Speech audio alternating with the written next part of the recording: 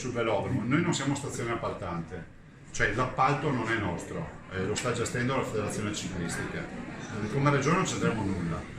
E allora, nel massimo rispetto dei ruoli, da un lato dovremmo capire se la federazione ciclistica sta ricomponendo la situazione per le attuali imprese e quindi deciderà se continua quel lavoro oppure se sta andando verso il recesso del contratto.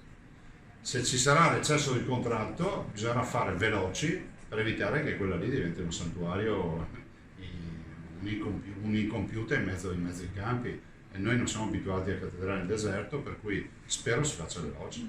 La ragione c'è. Un intervento di privati a questo punto che subentri. Ma guardate, la norma è molto chiara, nel senso che il cantiere oggi è dell'impresa.